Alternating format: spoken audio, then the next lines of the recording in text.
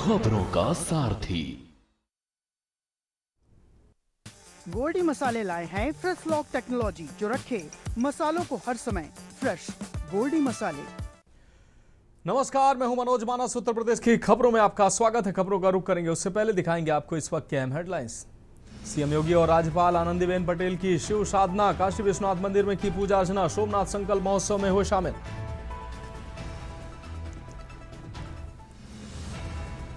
अखिलेश यादव का भाजपा पर हमला। एक्सपोज पर आर्थिक नीतियों पर पूछे सवाल। महंगाई और बेरोजगारी पर साधा निशाना। सरकार को बताया विफल। बरेली में सरकारी जमीन घोटाले में बड़ा एक्शन। कानून को लेखपाल निलंबित। तहसीलदार भी हटाए गए। एक्शन से राजस्व विभाग में हड़कंप। संभल के पीएमश्री स्कूल में मजहबी क्लास। हिंदू बेटियों पर हिजाब का दबाव। बेटों को पहनाई टोपी। मामले में 3 टीचर सस्पेंड। बुलंदशहर में यूरिया कालाबाजारी का खुलासा। खाद से लदे 3 ट्रकों के साथ ड्राइवर अरेस्ट। सरकारी गोदाम से हेराफेरी का खेल बेनकाब। यूपी में कल से बिगड़ेगा मौसम। आंधी बारिश का अलर्ट जारी। ओले भी गिरने की चेतावनी। 12 से 15 मई के बीच बिगड़ा रहेगा मौसम। आप देख रहे हैं के न्यूज, खबरों का सारथी। और अब खबरें विस्तार से। हम खबर से बुलेटिन की शुरुआत करेंगे। खबर राजधानी लखनऊ से, जहां सीएम योगी कल सुबह असम जाएंगे। हिमंता बिश्व शर्मा के शपथ ग्रहण में शामिल होंगे मुख्यमंत्री योगी आदित्यनाथ। यूपी के दोनों डिप्टी सीएम भी शामिल होंगे। कल आयोजित होगा भव्य शपथ ग्रहण समारोह। तो इस वक्त की अहम खबर आपको दिखा रहे हैं। हिमंता बिश्व शर्मा कल शपथ ग्रहण करेंगे। यूपी के दोनों डिप्टी सीएम शपथ ग्रहण कार्यक्रम में शामिल होंगे। आपको बता दें, कल आयोजित होगा भव्य शपथ ग्रहण समारोह। तो लखनऊ से अहम खबर आपको दिखा रहे हैं। सीएम योगी कल सुबह असम जाएंगे।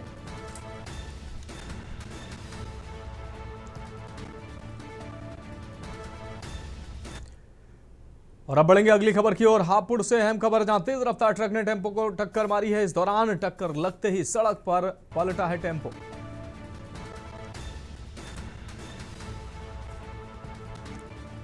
करीब आधा दर्जन यात्री घायल हुए हैं। पुलिस ने घायलों को अस्पताल में भर्ती कराया है।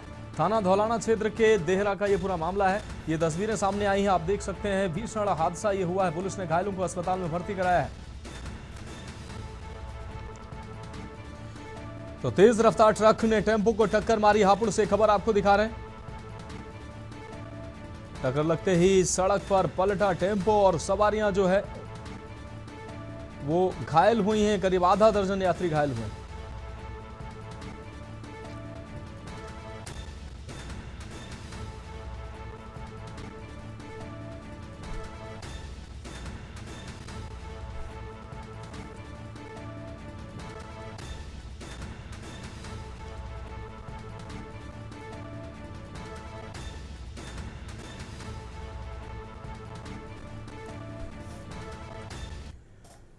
और अब बढ़ेंगे अगली खबर की ओर। नोएडा पुलिस का बड़ा खुलासा सामने आया। सेक्टर 113 पुलिस ने लैपटॉप चोरी गैंग को पकड़ा है। 3 शातिर चोर गिरफ्तार किए गए हैं। 31 चोरी के लैपटॉप भी इस दौरान बरामद किए गए हैं। तो 113 सेक्टर की पुलिस ने 3 शातिर चोर गिरफ्तार किए हैं। चोरी में इस्तेमाल उपकरण भी बरामद हुए हैं। 14,000 नकदी और चोरी की बाइक भी बरामद हुई है। आरोपी कारों का शीशा तोड़कर चोरी करते थे। मॉल और रेस्टोरेंट के बाहर बनाते थे निशाना। 1 दर्जन से अधिक घटनाओं को अंजाम दे चुके हैं ये आरोपी।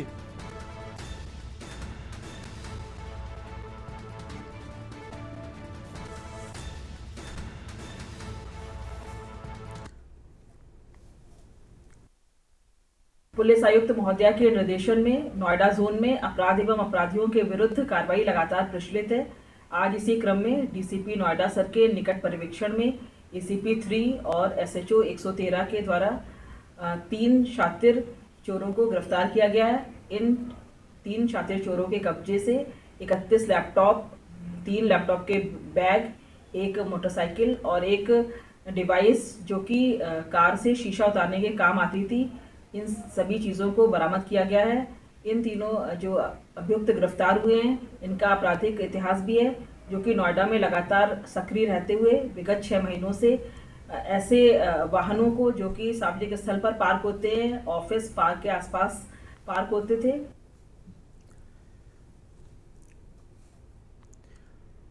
और अगली अहम खबर जनपद बहराइच से, जहां 2 पत्रकारों पर दर्ज हुआ है मुकदमा। खुलेआम लोकतंत्र के चौथे स्तंभ पर हमला हुआ है। बहराइच प्रशासन ने 2 पत्रकारों पर दर्ज कराई एफआईआर। भ्रष्टाचार के मामले को उठाना भारी पड़ा है। भ्रष्टाचार के मामले को उठाने पर बौखलाया प्रशासन। ईओ प्रतिमा सिंह के इशारे पर आरोप पत्रकार मसूद कादरी और पत्रकार रफीक उल्लाह खां पर एफआईआर दर्ज हुई है। डीएम ने एसपी को एफआईआर दर्ज कराने का दिया था निर्देश। बहराइच में लोकतंत्र के चौथे स्तंभ पर हमला, जिलाधिकारी के आदेश पर मुकदमा होना, ये आरोप सामने आया है। कोतवाली नगर का ये मामला बताया जा रहा है। तो जनपद बहराइच में लोकतंत्र के चौथे स्तंभ यानी मीडिया पर यह हमला है। 2 पत्रकारों पर एफआईआर दर्ज हुई है और जनपद के पत्रकारों में इसको लेकर कहीं ना कहीं उबाल है।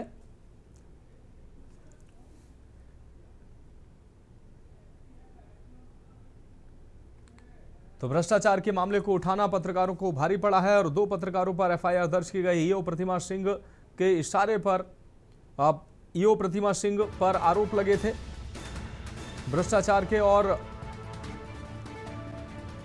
इस दौरान पत्रकार मसूद कादरी, पत्रकार रफीक उल्लाह खां पर एफआईआर दर्ज हुई है। डीएम ने एसपी को एफआईआर दर्ज करने के निर्देश दिए थे। बहराइच में लोकतंत्र के चौथे स्तंभ पर यह हमला बताया जा रहा है। जिलाधिकारी के आदेश पर मुकदमा होना सामने आया है। कोतवाली नगर का यह पूरा मामला है।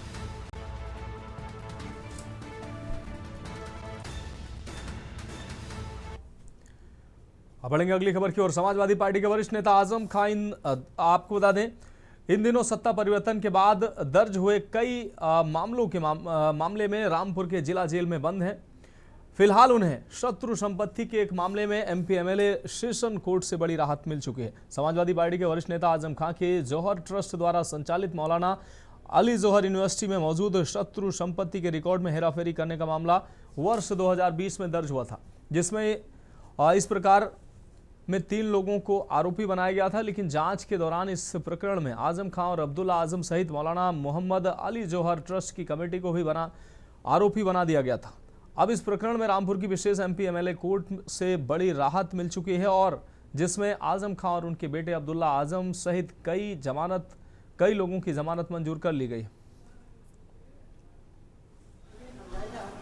देखिए, एक मामले में जमानत अर्जी माननीय न्यायालय विशेष न्यायाधीश एमपी एमएलए कोर्ट रामपुर में जमानत अर्जी दाखिल की गई थी। धारा 467, 471, 201 आईपीसी के तहत इस मामले में माननीय न्यायालय ने आज जमानत अर्जी मंजूर की है। ये मामला 2020 में Mohammad Farid, record keeper, record room Rampur, revenue record room Rampur ने सैयद आफाक अहमद के खिलाफ एवं अज्ञात के खिलाफ एक मुकदमा दर्ज कराया था, शत्रु संपत्ति के रिकॉर्ड को खुर्द-बुर्द करने का आरोप लगाते हुए। इस मामले में कई चार्जशीट, सप्लीमेंट्री चार्जशीट आई। बढ़ेंगे अगली खबर की ओर। उत्तर प्रदेश कांग्रेस कमेटी के अध्यक्ष अजय राय ने आज लखनऊ में एक प्रेस कॉन्फ्रेंस आयोजित कर केंद्र सरकार और प्रधानमंत्री नरेंद्र मोदी पर जमकर हमला बोला। उन्होंने देश की वर्तमान आर्थिक स्थिति और प्रधानमंत्री के हालिया बयानों को लेकर कई सवाल खड़े किए हैं। अजय राय ने पत्रकारों को संबोधित करते हुए कहा कि प्रधानमंत्री नरेंद्र मोदी ने देश की वास्तविक स्थिति को छिपाकर राहुल गांधी को झूठा साबित करने की कोशिश की। उन्होंने आरोप लगाया कि प्रधानमंत्री देश की जनता को गुमराह कर रहे हैं। सत्ता में आने और चुनाव जीतने के लिए झूठ का सहारा लिया गया। सरकार बनने के बाद अब देश की स्थिति खराब हो रही है, जिसका खामियाजा जनता भुगत रही है। प्रधानमंत्री द्वारा सोना न खरीदने के संदर्भ में दिए गए बयान पर प्रतिक्रिया देते हुए अजय राय ने कहा, चाहे कोई भी धर्म हो, शादियों के अवसर पर लोग सोना जरूर खरीदते हैं, लेकिन प्रधानमंत्री कह रहे हैं कि 1 साल तक सोना न खरीदें। चुनाव जीतने के लिए उन्होंने झूठ बोला और अब सरकार बनने के बाद जनता पर पाबंदियां लगा रहे हैं।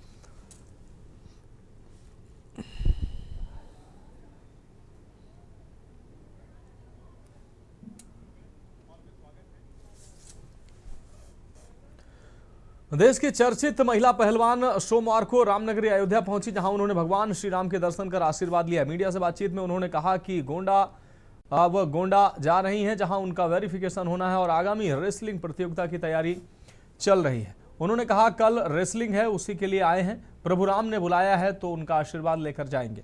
हमारी इच्छा है कि हम देश के लिए मेडल जीतें। वैन और कारण बताओ नोटिस के सवाल पर पहलवान ने कहा कि वह अपनी तरफ से जवाब देने की पूरी कोशिश कर रहे हैं और उन्हें एक निष्पक्ष मौका मिलना चाहिए। उन्होंने कहा कि मामला सार्वजनिक है और समय आने पर सभी जवाब दिए जाएंगे। गोंडाई जा रहे हैं, अभी हमारा वेरिफिकेशन है, कल रेसलिंग है तो उसके लिए आए हैं और प्रभु राम ने आशीर्वाद देने बुलाया है अयोध्या में, तो उनका भी आशीर्वाद लेके जाएंगे। बिल्कुल।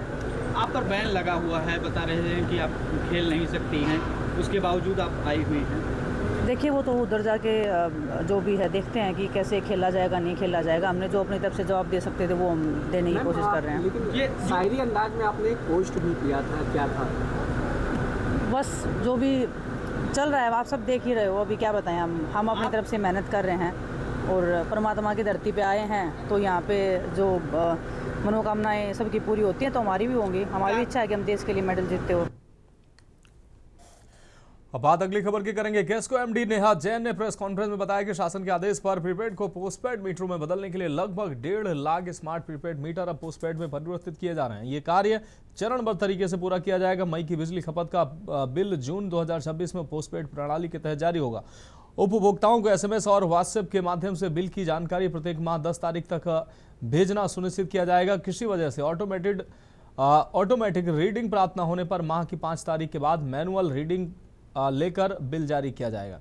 एमडी ने बताया कि RMS में जिन उपभोक्ताओं के मोबाइल नंबर अपडेट नहीं है उन्हें बिल प्राप्त करने में परेशानी हो सकती है, इसलिए सभी उपभोक्ता अपना मोबाइल नंबर अपडेट करा लेना चाहिए उनको, जिससे वह व्हाट्सएप चैटबॉट के जरिए भी बिल प्राप्त कर सकेंगे। उन्होंने उपभोक्ताओं की सुविधा के लिए व्हाट्सएप सेवा नंबर जारी किया है और हेल्पलाइन नंबर 1912 और टोल फ्री नंबर आपको बता दें 180041011912 जारी करते हुए उपभोक्ताओं को शिकायत के त्वरित निस्तारण के लिए विशेष हेल्प डेस्क भी स्थापित कराने की जानकारी दी। पोस्टपेड उपभोक्ताओं को बिल जारी होने की तारीख से 15 दिन की ड्यू डेट और इसके बाद 7 दिन की डिसकनेक्शन अवधि भी दी जाएगी। घरेलू उपभोक्ताओं को 30 अप्रैल 2026 तक का बकाया 10 किस्तों में जमा करने की सुविधा दी जाएगी, जबकि अन्य को 3 किस्तों में भुगतान करना होगा।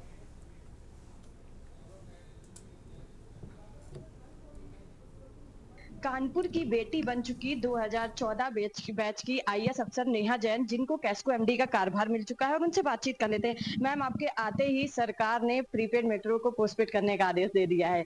काफी भ्रांतियां उपभोक्ताओं में आ चुकी हैं, इस वर्ग को कैसे धरातल पर उतार रही हैं?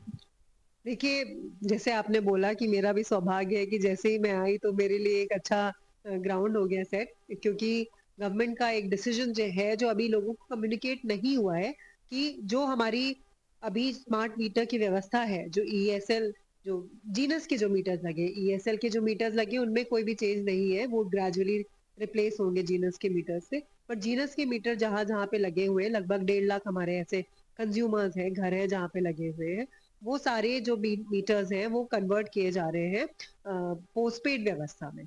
तो इसका मतलब ये है कि फोन पे अगर आप अभी रिचार्ज कर रहे हैं तो आप चाहे तो कर सकते हैं, वो बिल में समायोजित हो जाएगा। बट अगर आप नहीं करते हैं रिचार्ज तो आपका जो बिल है वो 10 तारीख तक आएगा, माह के मतलब जून 10 तक आएगा, और 15 दिन आपको पेमेंट करने का टाइम मिलेगा। तो ये एक बड़ा चेंज है जो गवर्नमेंट ने किया।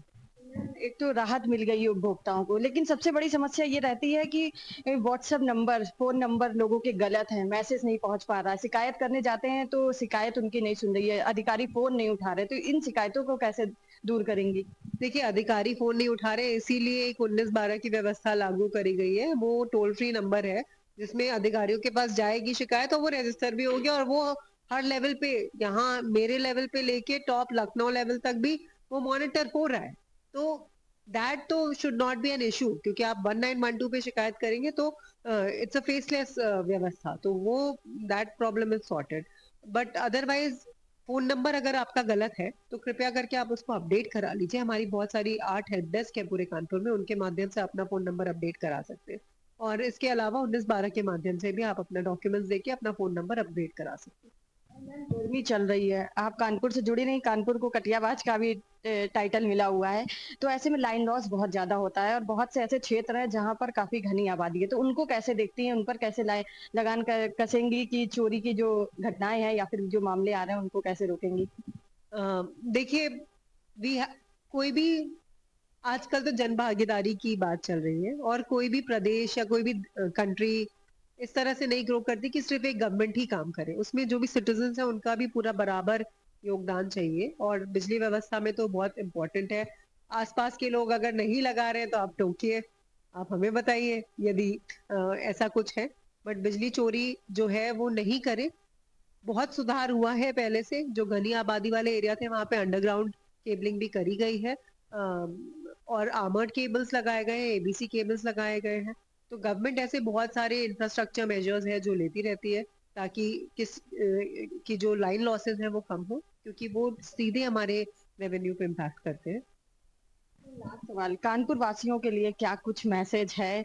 और जिस तरीके से लोग पैनिक हो जाते हैं, लाइट चली जाती है, काफी देर तक इंतजार भी नहीं कर पाते हैं, तो उनको क्या कहना चाहेंगे? जी, ऐसा ही होता है जब हमें कोई व्यवस्था अच्छी मिलती है। हम तो ऐसे भी समय में कानपुर में रहे हुए हैं जहाँ पे 5-5 दिन तक लाइट नहीं थी और सबमर्सिबल कुछ भी नहीं चल रहा है, तो हैंडपंप से किसी तरह से जाके स्कूल वूल जाने में भी बहुत दिक्कत होती है। और हम लोग ऐसी मजाक भी करते हैं, शायद आप लोगों को भी पता होगा कि एक जिंगल होता था कि बत्ती आ गई, बत्ती आ गई। कानपुर में बड़ा फेमस होता है कि लाइट चली जाती, तो जब लाइट आती है तो बहुत Joy, it's a feeling of Joy, right. तो आई थिंक कानपुर वासियों को बहुत अच्छी अभी इलेक्ट्रिसिटी सप्लाई करंट गवर्नमेंट में मिल रही है और इसको और सुचारू करने के लिए भी लगातार प्रयास चल रहे हैं। चाहे हमारा ट्रांसफार्मर बदलने का सिस्टम हो या लाइंस को सुधारने का सिस्टम हो, अंडरग्राउंड केबलिंग हो, तो आई एम श्योर कि जितना अच्छा मिलता है उतना और हमारी अच्छी उम्मीद हो जाती है। तो अच्छा है, customer consumer expectations is good because हमने जिस भी लेवल तक दिया उससे आगे, तो that is human nature, that's not an issue at all. ये थी हमारे साथ कैस्को एमडी, जिनका साफ कहना है कि उपभोक्ता पैनिक ना हो, यहाँ तक कि सरकार की जो भी योजनाएं हैं वो अच्छी रणनीति के साथ धरातल पर उतारी जाएंगी और उपभोक्ताओं को उन योजना का लाभ दिया जाएगा। कानपुर से के न्यूज के लिए सारिका गुप्ता की रिपोर्ट। फिलहाल उत्तर प्रदेश की खबरों में वक्त है, एक अहम ब्रेक का, जल्द हाजिर होंगे। ब्रेक के बाद उत्तर प्रदेश की खबरों में एक बार फिर से आपका स्वागत है। बढ़ेंगे अगली खबर की ओर। ज्योतिर्मठ शंकराचार्य स्वामी अभी मुक्तेश्वरानंद सरस्वती द्वारा उत्तर प्रदेश की 403 विधानसभाओं में निकाली जा रही गौ संरक्षण एवं सनातन जागृति यात्रा जनपद सोनभद्र पहुंची है। यात्रा ने जनपद में घोरावल विधानसभा से प्रवेश किया, जिसके बाद रावट्सगंज होते हुए ओबरा नगर पहुंची। ओबरा में श्रद्धालुओं एवं सनातन धर्मावलंबियों द्वारा यात्रा का स्वागत किया गया। कार्यक्रम के उपरांत यात्रा दुंधी विधानसभा की ओर रवाना हुई।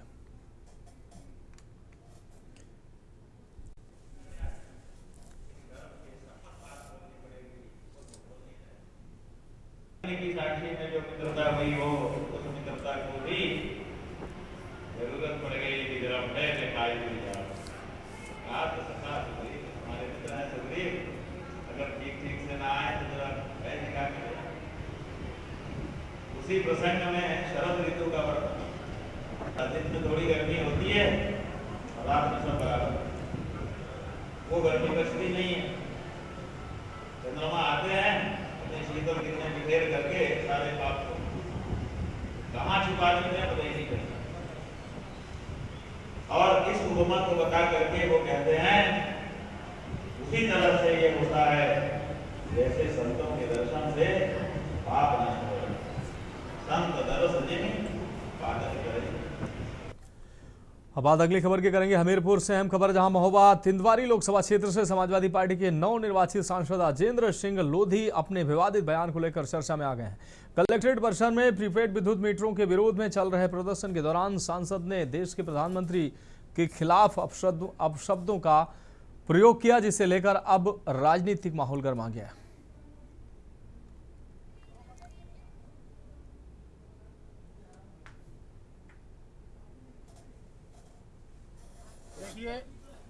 हम लोग पीडीए के हैं, वर्तमान सरकार के विरोधी हैं।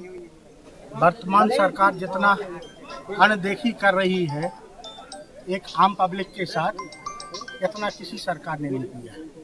जैसे कि स्मार्ट मीटर है, जो लाइट रहे या न रहे मीटर बराबर घूमते हैं। फसल बीमा का सबसे बड़ा घोटाला हुआ, वो आप सबको भी मालूम है। शिक्षा में सैकड़ों विद्यालय बंद कर दिए गए और जो शिक्षक लोग रिटायरमेंट होते चले जा रहे हैं उनकी नई भर्ती भी निकाल रही है। स्वास्थ्य विभाग में है तो कहीं दवा है तो स्टाफ नहीं है, तो जहाँ स्टाफ है वहाँ दवा नहीं है। बढ़ेंगे अगली खबर की ओर। खबर चित्रकूट से है, जहां जगत गुरु रामभद्राचार्य दिव्यांग राज्य विश्वविद्यालय का 9वां दीक्षांत समारोह आयोजित हुआ है। इस दौरान विश्वविद्यालय के आजीवन कुलाधिपति श्री तुलसी पीठाधीश्वर जगत गुरु रामभद्राचार्य महाराज, यूपी के दिव्यांगजन सशक्तिकरण राज्य मंत्री Narendra Kashyap, gold medalist IAS Suhas L Y और चित्रकूट धाम मंडल के कमिश्नर अजीत कुमार सिंह की मौजूदगी में 149 मेधावी छात्र छात्राओं को उपाधियां देकर सम्मानित करते नजर आए। इस दौरान दिव्यांगजनों के लिए प्रेरणा बनने वाले IAS सुहास एलवाई व चित्रकूट धाम मंडल के कमिश्नर अजीत कुमार सिंह को मानद उपाधियां भी दी गई हैं। आजीवन कुलाधिपति रामभद्राचार्य ने कहा कि दिव्यांगजनों को सामर्थ्यवान बनाने की उनके द्वारा ली गई प्रतिज्ञा उस दिन पूरी होगी जब कोई दिव्यांग देश का प्रधानमंत्री बनेगा। साथ ही वैश्विक संकट के मद्देनजर PM मोदी की देशवासियों से की गई अपील का समर्थन किया। प्रदेश सरकार के राज्य मंत्री नरेंद्र कश्यप ने कहा कि जगत गुरु रामभद्राचार्य महाराज का ये विश्वविद्यालय अब सरकार के अधीन है, इसलिए यहाँ अध्ययनरत विद्यार्थियों को सशक्त बनाने में सरकार कोई कसर नहीं छोड़ेगी। विश्वविद्यालय के कुलपति प्रोफेसर शिशिर कुमार पांडे ने दिव्यांग राज्य विश्वविद्यालय की उपलब्धियां भी गिनाई। का ये 9वां दीक्षांत था और 2019 के बाद और राज्य शासन के आने के बाद ये पहला दीक्षांत समारोह था जिसमें छात्रों को उपाधियाँ दी गई, 149 छात्रों को, और इसमें 6 छात्रों को गोल्ड मेडल, चांसलर मेडल जिसको कहते हैं, चांसलर मेडल। उत्तर प्रदेश जगत गुरु रामभद्राचार्य जी के 9वें दीक्षांत समारोह में सम्मिलित होकर उपाधि प्राप्त सभी छात्र छात्राओं को शुभकामनाएं बधाई दी है। क्योंकि ये विश्वविद्यालय अब सरकार के अधीन है, इसलिए हम विश्वविद्यालय की तमाम सुख सुविधाओं को ध्यान में रखते हुए यहाँ पे छात्र छात्राओं के निर्माण का विषय हो, चाहे टीचर्स की भर्ती का विषय हो या और गुणवत्तापरक शिक्षा को आगे बढ़ाने का विषय हो, सरकार संवेदनशीलता के साथ मैं दिव्यांगों को सर्वतोभाव समर्थ बनाने की प्रतिज्ञा कर चुका हूँ और मैं प्रसन्न तब होऊंगा जब कभी न कभी मेरा दिव्यांग प्रधानमंत्री बनेगा उत्तर प्रदेश भारतवर्ष का। क्या लगता है कब तक गुरुजी सब हो जाएगा जल्दी से जल्दी, इट विल टेक टाइम, अभी मुझे समय दीजिए। गुरुजी पश्चिम बंगाल भी आने के लिए आपने विश्वविद्यालय को मुझे बहुत अच्छा बनाना है। पश्चिम बंगाल में दीदी चली गई, बहुत अच्छा हुआ, उनको आशीर्वाद मेरा। अगली खबर की बात करते हैं खबर बलिया से, जहां पश्चिम बंगाल के CM शुभेंदु अधिकारी के PA चंद्रनाथ रथ की हत्या के संदिग्ध के हत्या अभियुक्त के रूप में गिरफ्तार राज सिंह को गिरफ्तार किया गया है। गिरफ्तार किए जाने से परिवार में कोहराम मचा है। क्षत्रिय महासभा के कार्यकर्ता राज सिंह की मां ने अपने बेटे को बेकसूर बताते हुए दावा किया कि SOG टीम ने उसे अयोध्या से उस समय गिरफ्तार किया जब वह परिवार के साथ मर्यादा पुरुषोत्तम भगवान श्री राम के दर्शन पूजन करने अयोध्या जा रहा था। उन्होंने बताया कि पुलिस ने पहले राज को परिवार सहित थाने ले जाकर पूछताछ करने की बात कही और बाद में बंगाल पुलिस बेटे को फ्लाइट से लेकर बंगाल रवाना हो गई। यही नहीं, मां जामवंती ने दावा किया कि बंगाल में न तो उसके परिवार की कोई रिश्तेदारी है न नातेदारी है और राज कभी वहां गया भी नहीं है। जिले के रसला पोस्ट ऑफिस में कार्यरत मां जामवंती ने दावा किया कि गिरफ्तारी के समय और बाद कई वीडियो उसके पास मौजूद हैं, इसलिए गिरफ्तारी मामले की सरकार को CBI जांच करानी चाहिए।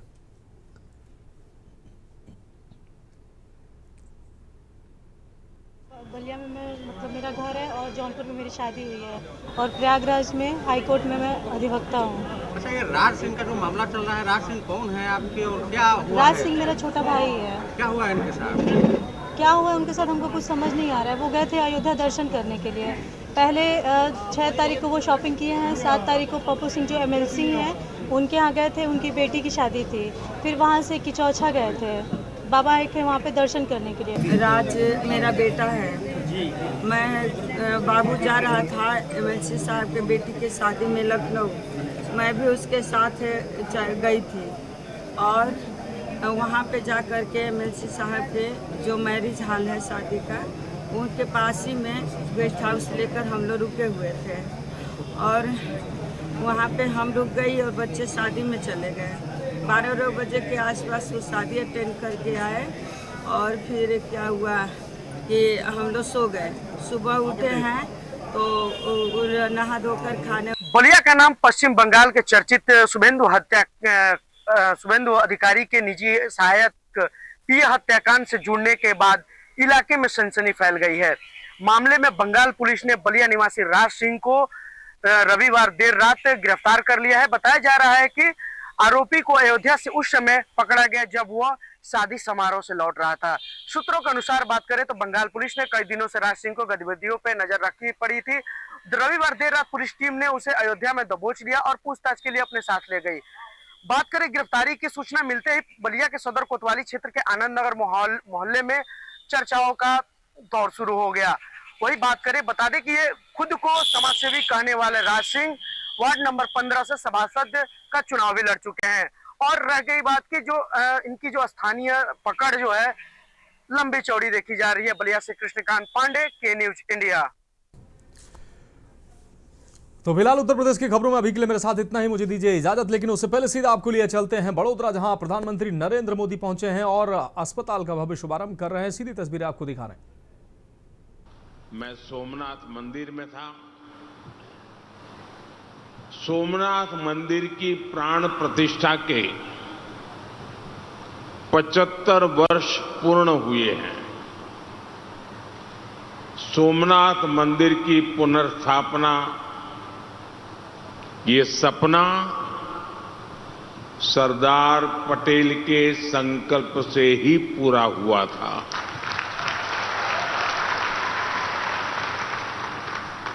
इस अवसर पर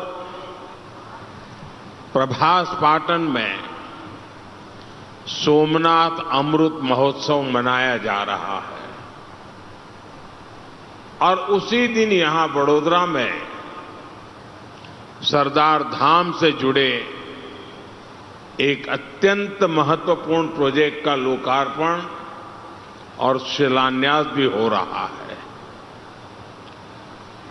डॉक्टर दुष्यंत और दक्षा पटेल कॉम्प्लेक्स का लोकार्पण, शिक्षण सहाय योजना का शुभारंभ, नई परियोजनाओं का भूमि पूजन, ये सभी कार्य भविष्य में राष्ट्र निर्माण के प्रभावी प्रकल्प साबित होंगे। एक तरह से स्थान युवाओं के लिए भविष्य के कैरियर के लॉन्चिंग पैड का काम करेंगे। मैं आप सभी को, समाज के लोगों को इस पुण्य कार्य के लिए बहुत बहुत बधाई देता हूं। साथियों, आज आपके बीच आया हूं तो एक और बात की खुशी है।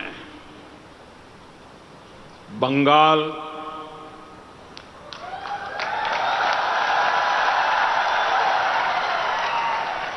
असम और पुडुचेरी के नतीजों ने पूरे देश में ही उत्साह का माहौल बना दिया है और उसके साथ साथ आप सबने भी मिलकर एक इतिहास बनाया है। गुजरात निकाय और पंचायत चुनावों के परिणाम भी बहुत शानदार रहे और इसकी भी चर्चा पूरे देश में हो रही है। साथियों, गुजरात के लोगों ने हमेशा राजनीतिक स्थिरता को महत्व दिया है। ये यहां के लोगों की राजनीतिक दूरदर्शिता है। वो जानते हैं कि राजनीतिक स्थिरता का महात्म्य क्या होता है और जहां राजनीतिक स्थिरता होती है